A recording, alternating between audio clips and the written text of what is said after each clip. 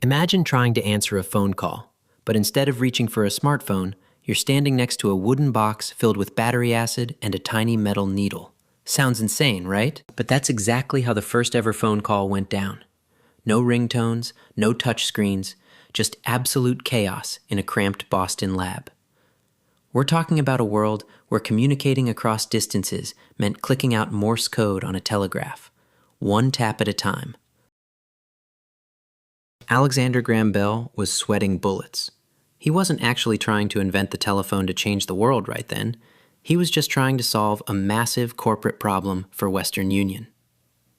See, the telegraph lines were completely jammed up back in the 1870s. Businesses were booming, but a wire could only carry one message at a single time. Bell had this crazy theory. What if you could send multiple messages over the exact same wire at the exact same time, just by using different musical pitches? He called it the harmonic telegraph. It was an engineering nightmare. He spent years trying to tune metal reeds to get it right. But during those late-night sessions, a wild thought hit him. If electricity could mimic a musical note, why couldn't it mimic the complex vibrations of the human voice? The science of the liquid transmitter. Look at this setup. It's called a liquid transmitter.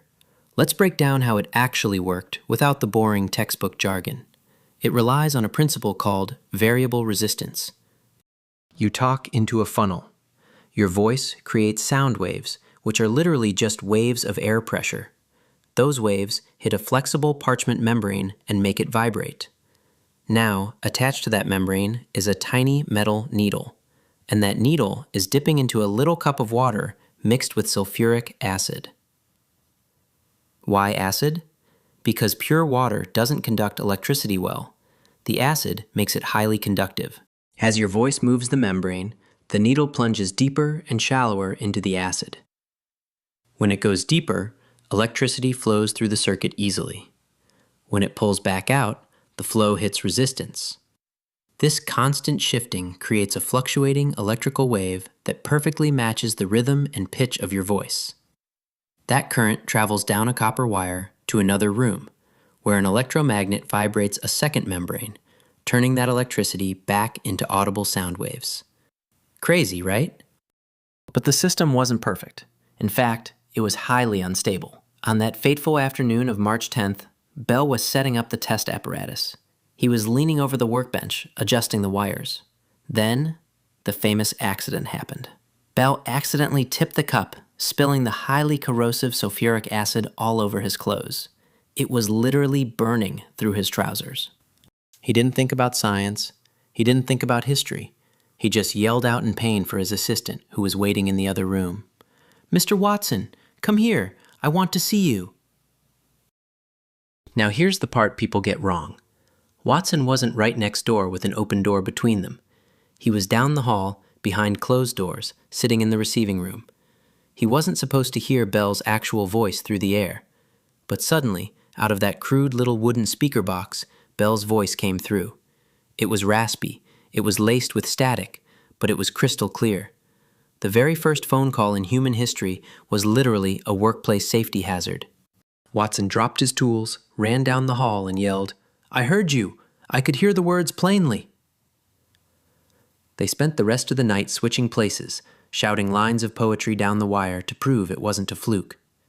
Word spread fast, but people genuinely thought it was a magic trick.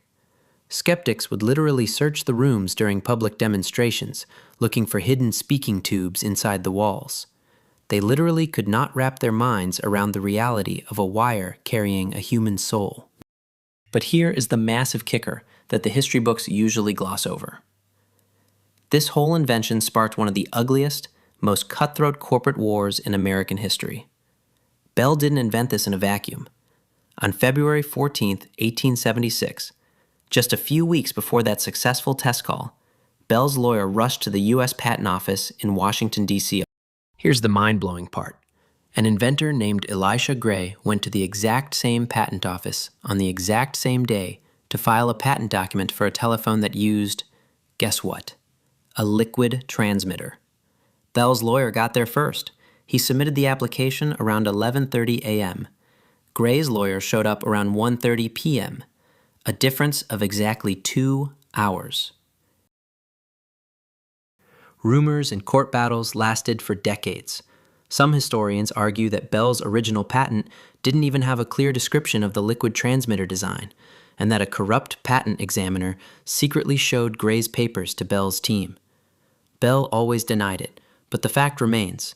If Bell had stopped for a longer breakfast that morning, we might all be walking around buying Gray phones instead of iPhones. Once the patent was locked down, the world exploded into wire.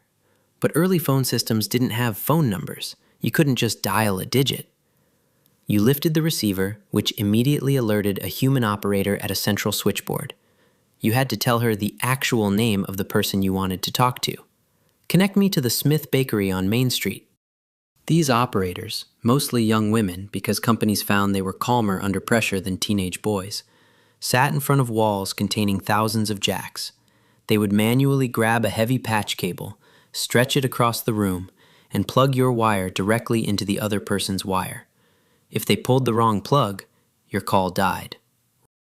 Think about the sheer scale of engineering that took us from a guy yelling because his leg was on fire, to manual plug boards, to sending your voice across oceans via fiber optic cables at the speed of light, all because a guy spilled acid on his pants and screamed through a wet needle. Next time you slide to answer a call, just remember the utter chaos that made it possible.